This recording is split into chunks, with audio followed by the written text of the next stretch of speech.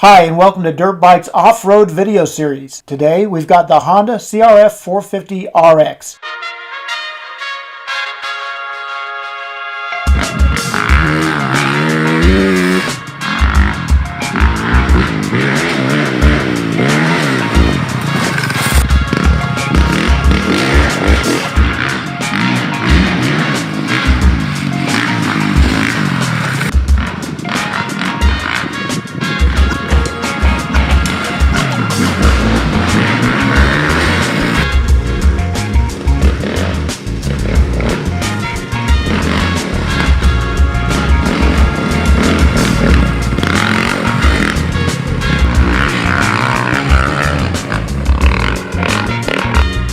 This bike is very similar to the 450R motocross bike, but with a number of changes specifically designed for off-road riding. First of all, it has softer suspension. The RX has a 5.0 spring in the rear, different valving. The MX bike, on the other hand, has a 5.4. In front, RX has 0.48 springs as opposed to 0.5, so quite a bit softer at both ends. The mapping on the RX has 3 different levels that can be selected through the use of a handlebar switch. None of them are the same as those of the MX bike, although number 3 is the most aggressive and closely mimics number 1 on the CRF450R. The RX also has 3 levels of traction control, all of which are different from those of the motocross bike. Like the MX bike, it also has 3 tiers of launch control. The fuel capacity of the off-road bike is 2.1 gallons in a plastic fuel tank. The MX bike has 1.7 in a titanium tank. As far as wheels and tires, the RX has an 18-inch rear wheel and back, and both ends have Dunlop AT81 tires, whereas the motocross bike has MX33s. You also get new handguards, an O-ring chain, lower final gearing, 50 versus a 49, and a gearbox that is exactly the same on both models.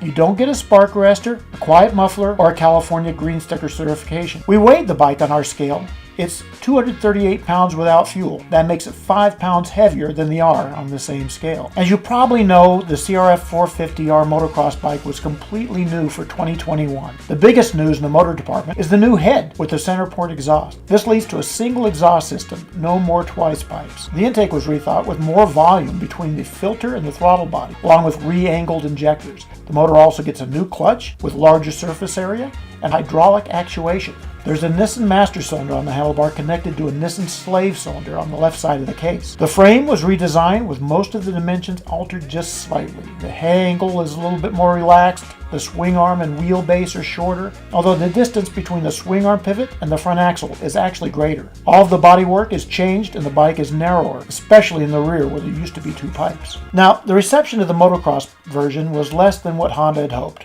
primarily because the COVID-19 pandemic cut short Honda's pre-production testing time. Now that the company testing department has had time to catch up, new mapping is available for both the CRF450R and the RX. If you've already purchased either bike, your dealer can reflash it with the latest mapping, which is what our test bike had.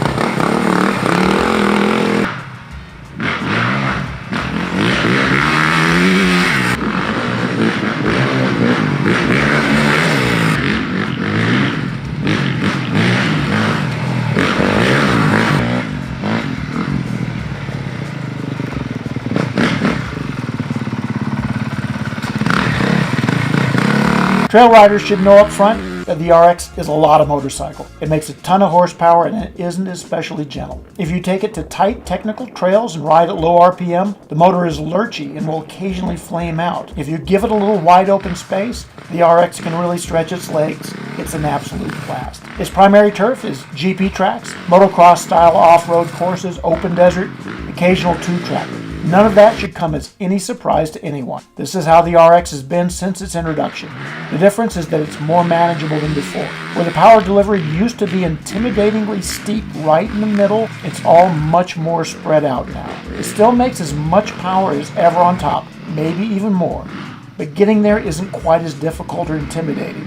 The motocross version quickly got a reputation for having an intermittent hiccup That's gone with the new mapping. Of the 3 maps that you can select through the handlebar switch, map 3 is the most aggressive and the most fun in the open.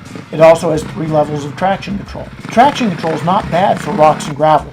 For sandy hill climbs, on the other hand, it's a little overbearing, as if you're dragging the rear brake. Most riders will probably prefer to manage their own traction control with the throttle and the clutch. By the way, we love the new clutch. This is a huge improvement. The previous generation clutch was a big handicap for Honda riders and has been since 2009. It had a hard pull, an inconsistent feel, and would wear out quickly. It's a new game now. The hydraulic clutch is one of the lightest pulls in the 450 class, and it never fades, no matter how badly it's abused. Another aspect of the motocross bike that took a lot of fire is the rear suspension. It was a little soft, giving the bike an unbalanced feel. The RX has even softer suspension than the R, but for off-road, that's perfectly appropriate. The stock setup is a decent compromise for fast riding and big desert whoops. If you go to the track, you'll probably want stiffer springs at both ends. Once you get it all balanced, the Honda handles incredibly well. It's a super responsive bike that feels even lighter than it is. That's how Hondas have been for a long time. And if you like that feel, you'll love this bike. The difference now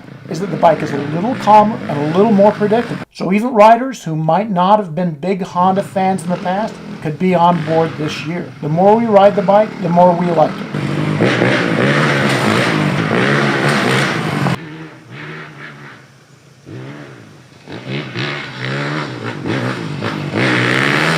For more on the 2021 Honda CRF450RX, pick up the May 2021 print edition of Dirt Bike Magazine. And for more 2021 videos, click on the screen now. You can always go to dirtbikemagazine.com for all the latest off-road and motocross news, tests, and reports.